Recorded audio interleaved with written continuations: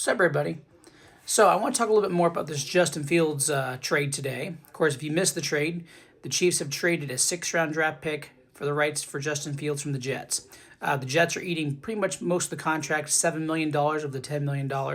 So the Chiefs are only paying $3 million and giving up a sixth-round draft pick next year for his rights. It's a very nice deal for the Chiefs. I've heard a lot of Chief fans talking about how Justin Fields is no good, he's terrible, oh my gosh, he's like the worst backup in the league. First off, nonsense. Okay, let's stop with that.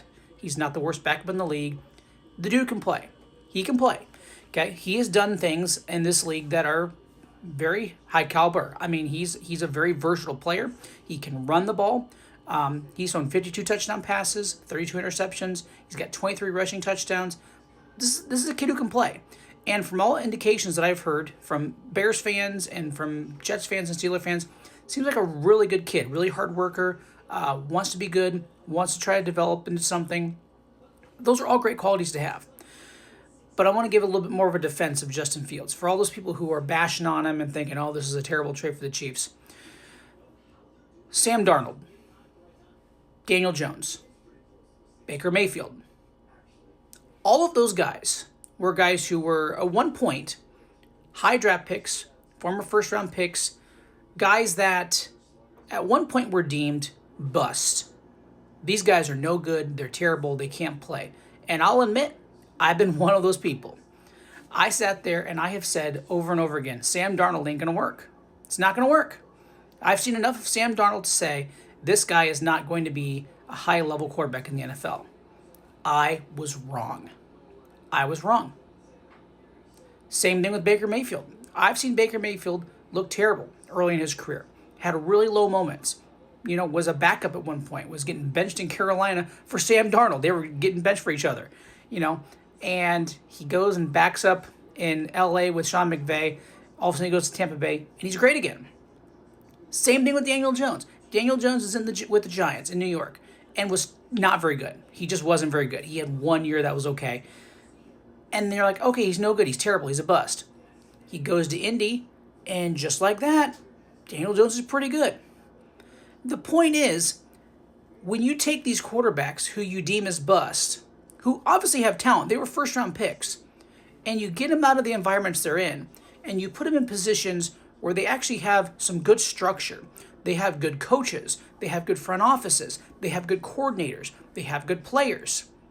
All of a sudden, those busts are pretty good guys. They're pretty good players.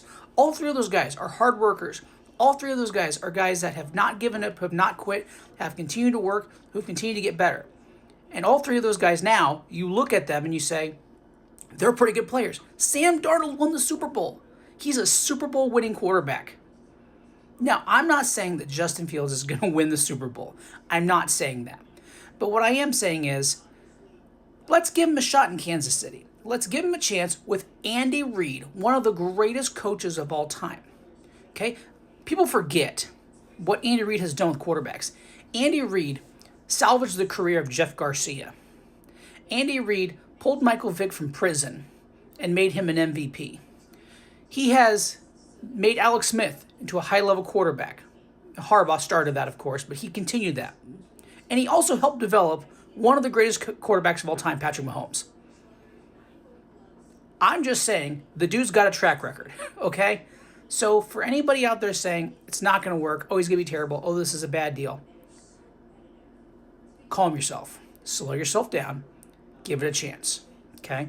I'm not saying that Justin Fields is going to be the next great quarterback. I am not saying that.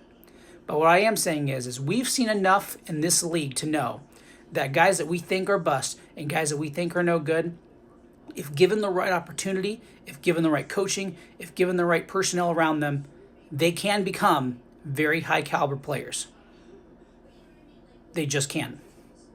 And again, I'll admit, I have ruled a lot of those guys out. I've doubted a lot of those guys, and I was wrong. I was wrong on all those. So I just want to defend Justin Fields, and I want to defend the Chiefs, and I want to say I'm excited to see what it's going to look like. I'm excited to see what they come up with and what schemes they run and how it's all going to work out. But I'm excited for it, and I want to give it a chance, and I think that all you should too. So there you go. That's my 2 cents on it. Thanks for watching, everybody, and have a good one.